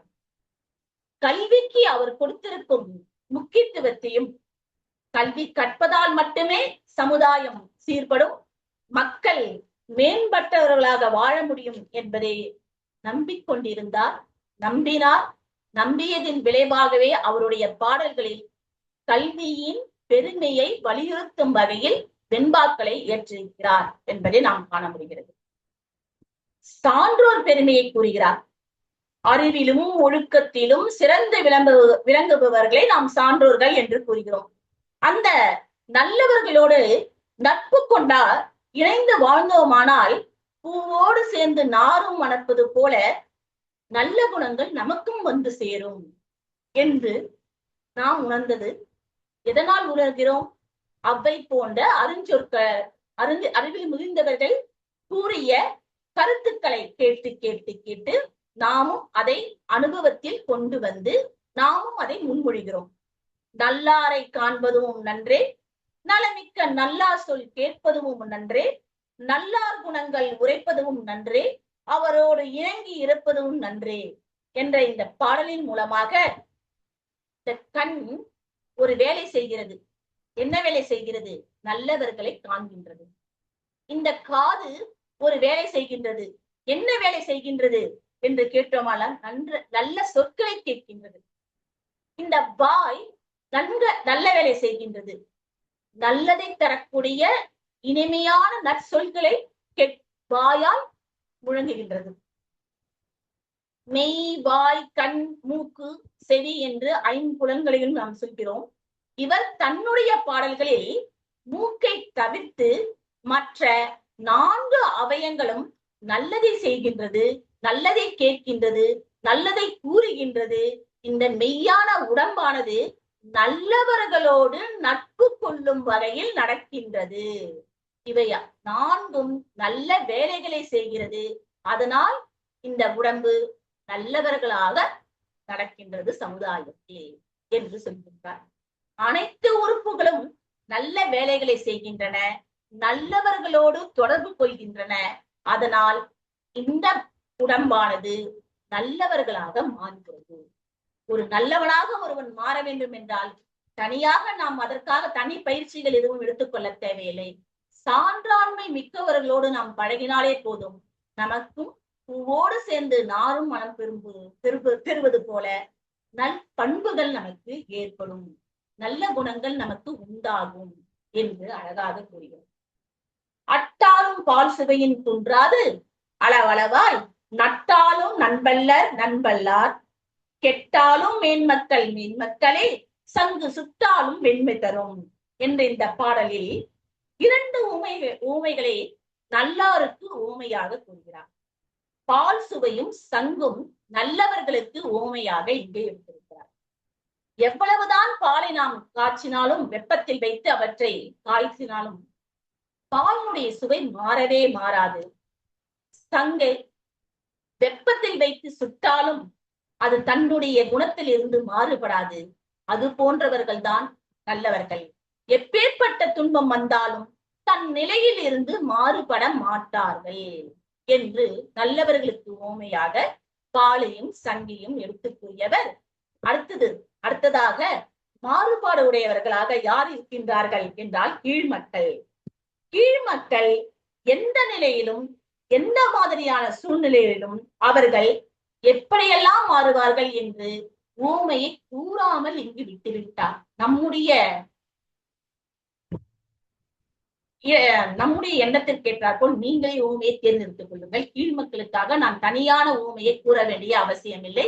ஏற்கனவே அவர்களை காக்கை, பிணம் என்று நான் கீழ்மையான சொற்களை ஊமையாக கூறி அவர்களை புண்படுத்தி விட்டேன். மேலும் புண்படுத்த விரும்பவில்லை. நீங்களே உங்களுக்கு தோன்றிய அளவில் அவர்களை எடுத்துக் கொள்ளுங்கள் ஊமையாக என்று இங்கு நல்லவர்களுக்கு மட்டும் ஊமையை கூறிவிட்டு தீயவர்களுக்கு ஊமையை கூறாமல் இந்த பாடலில் விட்டுவிட்டார் என்றே நாம் பார்க்கின்றோம்.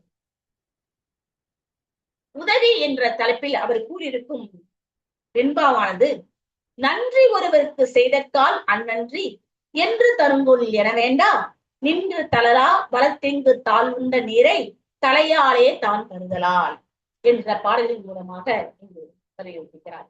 நாம் ஒருவருக்கு உதவியை செய்தோமானால் நமக்கு பிற்காலத்தில் நன்மை பயக்குமா, அவர்கள் நமக்கு உதவி செய்வார்களா என்று நாம் எதிர்பார்க்க தேவையில்லை. நாம் இன்று ஒருவருக்கு உதவி செய்தால் பின்னாட்களில் யாரோ ஒருவர் மூலமாக நமக்கு சரியான நேரத்தில், தேவைப்படுகின்ற நேரத்தில் நமக்கு உதவி தானாக கிட்டும் என்பதே இப்பாடலின் மைய கருத்தாக இருக்கின்றது. அதற்கு ஓமையாக தென்னையை கூறுகிறார்.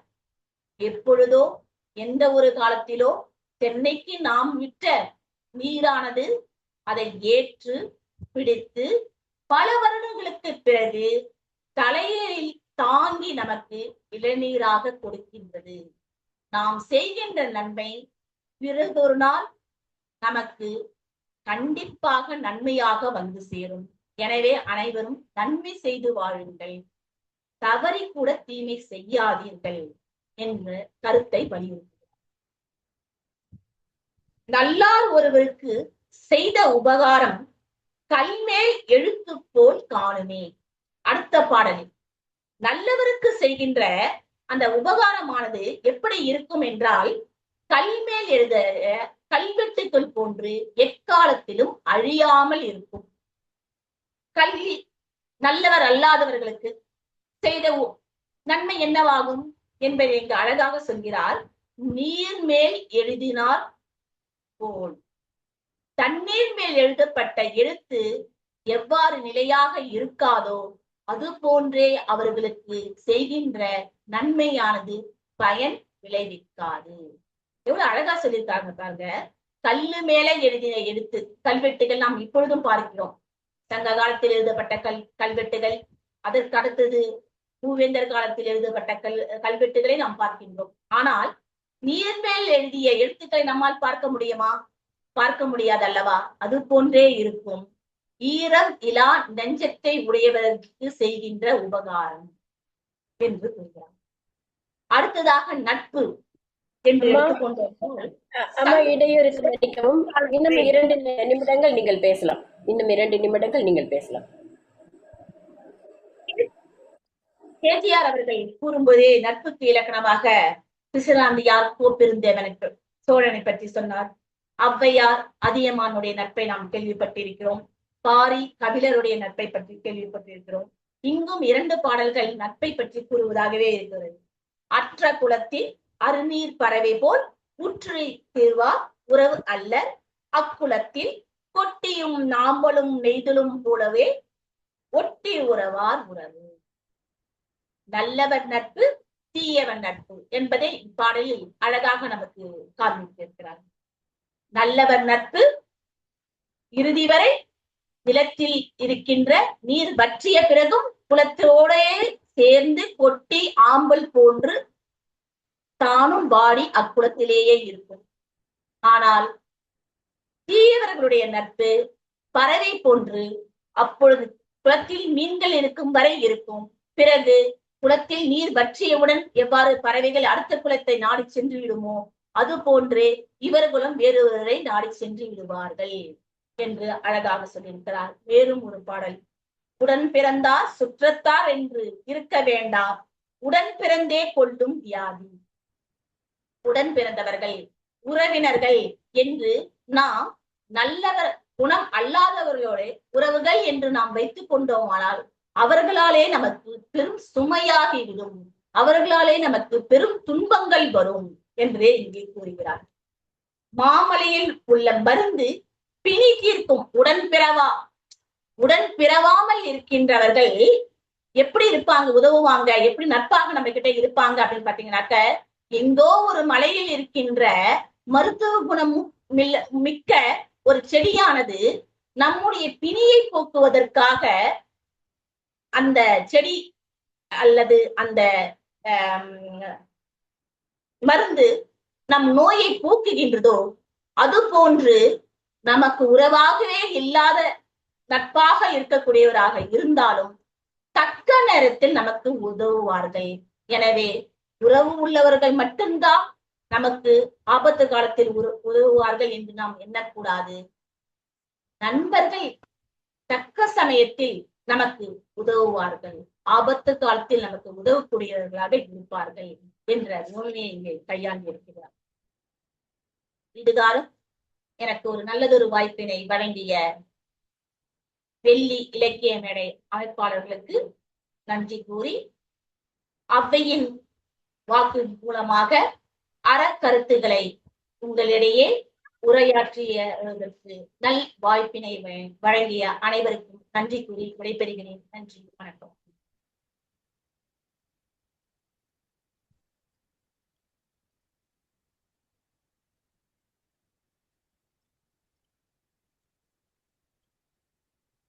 சார் நான் பேசுறேன். ஓகே, இந்த உலகம் மலர்னா பேசுவாங்கன்னு நினைச்சேன். சரி, மகிழ்ச்சி. இரண்டு சொற்பொழிவாளர்களும் ரொம்ப அழகாக பொருள் செறிந்த ஒரு பேச்சை இங்கே வழங்கி இருக்கிறார்கள். கிட்டத்தட்ட ஒரு 20 பாடல்கள் சொல்லியிருப்பாங்கன்னு நினைக்கிறேன். நல்வழியில 41 பாட்டு இருக்கு, மூதுரையில 31 பாட்டு இருக்குன்னு நினைக்கிறேன். அந்த 72 பாட்டுல ஒரு 20 பாடல்களை எடுத்து இரண்டு பேரும் ஔவையாருடைய சிறப்புகளை எல்லாம் இங்கே அழகாக எடுத்து சொல்லியிருக்கிறார். சரஸ்வதி அப்பையார் அவர்கள் பேசுகின்ற பொழுது நல்வழியிலே இருக்கக்கூடிய விதி என்கின்ற தன்மை எடுத்து சொல்லியிருக்கிறார். விதி என்று அவர் சொல்லி, நீங்கள் எது செய்தாலும் அது விதியின்படிதான் நடக்கும் என்று சொல்வதன் மூலமாக நல்லதே செய்யுங்கள் என்று ஔவையார் வற்புறுத்துகிறார் என்பதையும் அவர்கள் இங்கே சொல்லியிருக்கிறார். நான் எல்லோருக்கும் கொடுத்து பழகுங்கள் என்பதையும் சொல்லியிருக்கின்றார். ஒருவேளை உணவை ஒழி என்றால் ஒழியாது, இருவேளை உணவை எடு என்றால் எடுக்காது. இந்த வயிறோடு நடக்கின்ற போராட்டம் இருக்கிறது, ஒரு பெரிய போராட்டம் என்ற கருத்தையும் இங்கே அந்த அம்மா அழகாக எடுத்து சொல்லியிருக்கிறார். நல்வழியில் ஒரு அழகான பாட்டு ஒன்று உண்டு. தண்ணீர் நிலநலத்தால், தண்ணீர் என்பது நிலத்தினுடைய தன்மையை பொறுத்தது.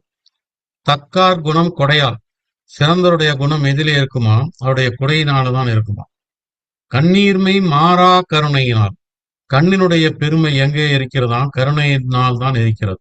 இது திருவள்ளுவர் கண்ணோட்டம் என்ற தலைப்பிலே எழுதிய 10 பாடலுடைய சாராம்சத்தை அந்த அம்மையார் இங்கே சொல்லி வைத்திருக்கிறார். இந்த கருணை என்று சொன்ன பொழுது எனக்கு வாரியார் சொன்ன ஒரு செய்தி நினைவுக்கு வருகிறது. வாரியார் ஒரு முறை சொற்பொழிவு ஆற்றுகிற பொழுது சொன்னார், ஒரு ஆட்டை வெட்டினால் ஒருவனுக்கு நாக்கிலே தண்ணீர் வருகிறது என்று சொன்னால் அவன் அசைவம் அர்த்தம், கண்ணிலே தண்ணீர் வருகிறது என்று சொன்னால் அவன் சைவம் என்று அர்த்தம். ஆக ஒரு ஆட்டை வெட்டினால் அதன் மீது ஒரு கருணை ஒருவனுக்கு இருக்கிறது என்று சொன்னால் அது கண்ணீர்மை, கண்ணோட்டம் என்று வாரியாருடைய பேச்சிலே இருந்து நாம் தெரிந்து கொள்ள முடிகிறது. ஆக இந்த கருணை என்பதுதான் கண்ணுக்கு பெருமை என்று ஆண்டாண்டு காலமாக நமக்கு சொல்லிக் கொண்டே வருகிறார். வள்ளலார் கூட சொல்லுவார், வள்ளலார் தான் ரொம்ப வித்தியாசமாக சொன்னவர். எல்லோரும் கடவுளை கருணை என்று சொன்ன பொழுது கருணையை கடவுள் என்று சொன்ன ஒரு ஞானி உண்டு என்று சொன்னார், வள்ளலார் தான். மற்ற எல்லாருமே கடவுளை கருணையானவர்னு சொல்லுவாங்க. ஆனா வள்ளலார் கருணையை கடவுள் என்று சொல்லி இருக்கின்றார். ஆக இந்த பாட்டு ஒரு அழகான பாட்டு, நல்வழியிலே இருக்கிறது. இப்படி நிறைய பாடல்களை எல்லாம் நாம் நல்வழியிலே பார்க்க முடிகிறது. அதே போல் மூதுரையிலே அம்மையார் அவர்கள் பேசுகின்ற பொழுது நிறைய செய்திகளை எல்லாம் இங்கே எடுத்து சொன்னார்கள். ஒரு அழகான ஊமையை கூட சொன்னார்கள். தாமரையிலே இருக்கிற அன்னம், காக்கை உகக்கின்ற பிணம் என்று 2 ஊமைகளை எல்லாம் இங்கே எடுத்து காட்டியிருக்கின்றார்கள். இப்படி நட்பை பற்றி பேசியிருக்கின்றார்கள். நல்லாரை காண்பது நன்று என்ற ஒரு பாட்டை மிக அழகாக விரிவாக எடுத்து அவர் சொல்லியிருக்கிறார். கண்ணதாசன் தான் ஒரு முறை சொன்னார், சந்திக்கும் விழிகளெல்லாம் சந்தோஷ விழிகள் என்றால் சிந்திக்க தேவையில்லை, தினமும் திருநாள் தான். நம்ம சந்திக்கிறவர்கள்லாம் சந்தோஷ விழிகள் என்றால் அது மாதிரி ஔவையார் சொல்றாங்க, நம்ம சந்திப்பவர்களெல்லாம் நல்லவர்களாக நாம் சந்திப்பவர்களெல்லாம் நல்லவர்களாக இருந்தால் அவர்கள் பேசுகின்ற யார் அது பிளீஸ் நான் அவர்கள் பேசுகின்ற பேச்சு, நல்ல பேச்சுக்களை எல்லாம் நாம் கேட்டால் நாம் நல்லவர்களாக இருப்போம் என்று அவர் ரொம்ப அழகாக ஔவையார் சொன்னதையெல்லாம் எடுத்து சொன்னார். அதே போல் தீயாரை காண்பதும் தீதே என்ற கருத்துக்களை எல்லாம் எடுத்து சொல்லியிருக்கிறார். மூதுரையில ஒரு அழகான ஊமை அது மாதிரி அந்த அம்மா சொல்லியிருப்பாங்க, கற்பிளவோடு ஒப்பர் கயவர். சிறு மனிதர்களுடைய நட்பு இருக்கு பாருங்க, அது கல்ல பிளக்கிற மாதிரி. அது திடீர்னு பிரியும் பொழுது உடைச்சிட்டு போயிடுவாங்க. ஆனால் சான்றோர்களுடைய பிளவு இருக்கு பாருங்க, ஒரு பொன்னை பிளக்கிற மாதிரி. ஒரு பொன்னை பிளந்தால் எப்படி திரும்பவும் சேர்த்து விட முடியுமோ அது மாதிரி அவருடைய பிளவை சேர்த்து விட முடியும். அதற்கு இன்னொரு உதாரணமும் அதுல சொல்லுவாங்க, நீர்மேல் கிழித்த கூடு மாதிரி. நீர் மேல ஒரு அம்பை வைத்து ஒரு கூடு கிழித்தால் அந்த நீர் கிழியா திரும்பவும் சேர்ந்து விடும். இப்படி ஏராளமான கருத்துக்களை எல்லாம் ஔவையார் அவர்கள் இங்கே எடுத்து சொன்னார்கள். 4 கோடி என்று சாந்தா அவர்கள் இங்கே எடுத்து காட்டினார். உண்ணீர் உண்ணீர் என்று ஊட்டாதார் தன்மனையில் உண்ணாமை கோடி பெறும் என்று அவர்கள் 4 கோடியிலே 1 கோடி எடுத்து காட்டியிருக்கிறார். அந்த செய்தியெல்லாம் மிக அழகாக சொன்னார்கள். தனிப்பாடல் திரட்டுல கூட அந்த அம்மா சொன்ன ஒரு பாட்டு இருக்கு, ஒரு அற்புதமான பாட்டு. காண கண் கூசுதே, கையெடுக்க நாணுதே, அப்படியே நாணுதான். மானொக்க வாய் திறக்க மாட்டாதே, வீணுக்கென் என்பெல்லாம் பற்றி எரியுதே. ஐயோ, அன்பில்லாரிட்ட அமுதுன்னா. காண கண் கூசும். அன்பில்லாதவங்க ஒரு அமுதத்தை கொடுத்தா அது எப்படி இருக்குமா, காண கண் கூசுமா. அதை தொட்டு சாப்பிட்றதுக்கு கை நாணுமா, நம்முடைய உடம்பே கூசுமா. அதை பார்க்கவே முடியாது. நம்முடைய உடம்பெல்லாம் கூசும், கையெல்லாம் கூசும். என்பெல்லாம் பற்றி எரியுதே, என்னுடைய எலும்பெல்லாம் பற்றி எரியுதே, ஐயோ அன்பிலாரிட்ட அமுது என்று ஔவையார் சொன்ன பாட்டு தனிப்பாடல் திரட்டில் இருக்கிறது. பல ஔவையார் பாடல்களெல்லாம் நாம் தொடுத்து பார்க்கின்ற பொழுது ஏறத்தாழ ஒரே மாதிரி கருத்துக்கள் தான் இங்கே வந்திருக்கின்றன. சரஸ்வதி அம்மையார் சொல்லுகின்ற பொழுது கூட சொன்னார்கள், வஞ்சமில்லாதவர்கள் சிறப்பாக வாழ்வார்கள், கொடுத்து வாழக்கூடியவர்கள் சிறப்பாக வாழ்வார்கள். அதற்கு ஒரு கொடுப்பவர் தான் இட்டார் பெரியோர் இடாதார் இழி கொடுத்தோர் பட்டாங்கில் யானுமோர் என்ன பாடு வரிமாது என்று, இட்டார் பெரியோர் இடாதார் இழி கொடுத்தோர் பட்டாங்கில் யானும் பட்டாங்கில் உள்ளபடி சார், பட்டாங்கில் உள்ளபடி, இந்த உலகத்தில் உள்ளபடி. இட்டார் பெரியோர் இடாதார் இழி கொடுத்தோர் பட்டாங்கில் உள்ளபடி. அது என்று அந்த காலத்திலேயே யார் பெரியவர் யார் சிறியவர்னா வரையறுத்து கொடுத்துட்டாங்க. அது கூட ஒரு கண்ணதாசனுடைய பாடலை கூட அம்மையார் அவர்கள் ரொம்ப அழகாக இங்கே எடுத்து காட்டியிருக்கின்றார்கள். இப்படி ஔவையாரை பற்றி நிறைய செய்திகளை நாம் தெரிந்து கொண்டிருக்கின்றோம். சென்ற முறையும் சரி, இந்த முறையும் சரி, ஔவையாருடைய பல பாடல்களை நாம் எடுத்து இங்கே அலசி நீங்கள் சொல்ல நாங்கள் தெரிந்து கொண்டிருக்கின்றோம். ஏராளமான ஊமைகள் ஔவையாரிடத்திலே இருந்து கொண்டிருக்கின்றது. அந்த ஊமையெல்லாம் தொகுத்தால் கூட ஒரு பெரிய நூலாக ஆக்கிவிட முடியும் போல் இருக்கிறது. தனிப்பாடல் திரட்டிலே இருக்கிற ஊமை, புறநானூற்றிலே இருக்கக்கூடிய ஊமை, நல்வழியிலே விட மூதுரையில் அதிகமான ஊமை இருக்கிறது. நல்வழியிலே இருக்கக்கூடிய ஊமை, மூதுரையிலே இருக்கக்கூடிய ஊமை என்று பல ஊமைகளை அந்த அம்மையாருடைய பாடல்களிலிருந்து எடுத்து குறுந்தொகையிலே இருக்கக்கூடிய ஊமை என்று எடுத்து அடுக்கி தொகுத்து பார்த்தோம் என்று சொன்னால் ஒரு மிகப்பெரிய ஒரு நூலையே நாம் உருவாக்கி விடலாம்.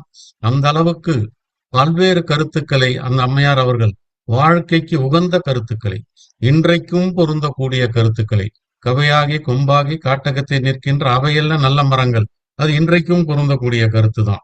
அப்படி வாழ்வியல் கருத்துக்களை திருவள்ளுவருக்கு அடுத்து நமக்கு ரொம்ப எளிய முறையிலே சொன்ன பெருமை ஔவையாருக்கு தான் உண்டு. ஔவையாருக்கு இடத்திலே இருக்கக்கூடிய ஒரு பெரிய பெருமை என்னவென்று சொன்னால், அவருடைய பாட்டை படிக்காதவர்கள் கூட அவருடைய வரியை தெரிந்து வைத்திருக்கிறார்கள். நான் அடிக்கடி சொல்கிற மாதிரி, பசி வந்தால் பத்தும் பறந்துவோம் என்று கிராமப்புறத்துல சாதாரணமா சொல்லுவாங்க. அவங்க படிச்சே இருக்க மாட்டாங்க, படிக்கவே தெரியாது அவங்களுக்கு. ஆனாலும் கூட அப்படிப்பட்ட வரிகள் எல்லாம் அங்கே மக்கள் மத்தியிலே போய் வேரூன்றி விட்டது. பழமொழி எப்படி இயல்பாக மக்கள் மனதிலே வேரூன்றி விட்டதோ, அதே போல பாட்டியினுடைய மொழியும் அப்படி மக்களுடைய மனதிலே வேரூன்றி விட்டது. இத்தகு சிறப்புமிக்க ஔவையாரை பற்றி 2 சொற்பொழிவாளர்களும் 2 பேராசிரியர்களும் இங்கே மிக சிறப்பாக நமக்கு எடுத்து காட்டியிருக்கிறார்கள். இருவருக்கும் வெள்ளி இலக்கிய மேடையின் சார்பாக என்னுடைய நன்றியை தெரிவித்துக் கொள்கிறேன். வணக்கம்.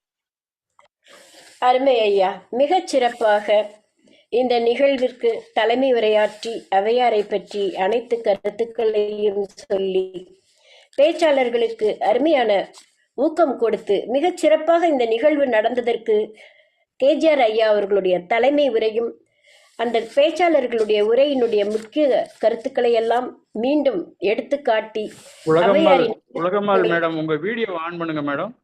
இல்ல, அது இங்க கரண்ட் இல்ல, பார்த்தா பயந்துருவீங்க. கரண்ட் இல்ல, அதனால கொஞ்சம் ஒரு மாதிரி இருக்கும், பார்த்தா பயந்து கருணை ஏற்பட்டது. சரி, அதனால ரொம்ப அற்புதமாக தன்னுடைய முன்னுரையிலும் சரி தன்னுடைய பின்னுரையிலும் சரி அழகான பின்னூட்டம் அளித்து மிகச் சிறப்பாக அந்த 2 பேச்சாளர்களும் சொன்ன அத்துணை கருத்துக்களையும் எடுத்து எம்பிய கேஜிஆர் ஐயா அவர்களுக்கு நன்றி கூற கடமைப்பட்டிருக்கிறோம். மிகச் சிறப்பாக இந்த நிகழ்வு நடந்து சென்றிருக்கிறது. 191வது நிகழ்வு என்பது சாதாரண விடயமல்ல. இந்த பல நிகழ்வுகளை இந்த களத்திலே நடத்தி நம் அனைவருக்கும் தமிழ் அமுதை பருக அளித்து கொண்டிருக்கின்ற ஐயா கேஜிஆர் அவர்களுக்கும் நெல்லை தீபன் ஐயா அவர்களுக்கும் நன்றியினை தெரிவித்துக் கொள்கிறோம். நெல்லை தீபன் ஐயா அற்புதமாக தொழில்நுட்பத்தை செய்து கொண்டிருக்கிறார், அவருக்கும் நன்றியினை தெரிவித்துக் கொள்கிறோம். ஔவையாரும் நல்வழியும் என்கிற தலைப்பிலே மிக அற்புதமாக ஔவையார் காட்டிய நல்வழியை நமக்கும் காட்டிய அம்மையார் சரஸ்வதி, இப்பொழுது வீடியோல வரலாம், அம்மையார் சரஸ்வதி அம்மையார் அவர்களுக்கு நன்றியினை தெரிவித்துக் கொள்ள கடமைப்பட்டிருக்கிறோம். அவர் தன்னுடைய கணீர் என்ற குரலிலே மிகச்சிறப்பாக அத்துணை கருத்துக்களையும் எடுத்து ஏம்பியிருக்கிறார். அவருக்கு நன்றியினை தெரிவித்துக் கொள்ள கடமைப்பட்டிருக்கிறோம். ஔவையாரும் மூதுரையும் என்கிற தலைப்பிலே சாந்தா அம்மையார் அவர் அற்புதமாக தன்னுடைய கருத்து சொன்னார். ஔவையாருடைய அந்த பாடல் வயிறோடு இடிம்பைகூர் என் வயிறே உன்னோடு திரும்பாடு என்று சொல்லி வயிறோடு உரையாடுவதாக சொன்ன பாடலில் இருந்து எல்லா பாடல்களுமே மிக அற்புதமானது. ஔவையாருடைய மூதுரையை திருக்குறளோடு ஒப்பிட்டு பேசலாம். ஏன்னா நிறைய அந்த 30 பாடல்களுமே திருக்குறளோடு ஒப்பிட்டு பேசக்கூடிய அளவிற்கு மிகச் சிறப்பான பாடல்களாக அமைந்திருக்கின்றன என்பதையும் இங்கு தெரிவித்துக் கொள்ள கடமைப்பட்டிருக்கிறோம். அருமையான இந்த நிகழ்விலே இணைந்து இந்த நிகழ்வில் சிறப்பளித்த அத்துணை ஆளுமைகளுக்கும் நன்றியினை தெரிவித்துக் கொள்கிறோம். இந்த களமானது பின்னூட்டத்திற்காக ஐயா அவர்களிடம் அளிக்கப்படுகிறது. பின்னூட்டம் சிறிது நேரத்தில் தொடங்கும். நன்றி.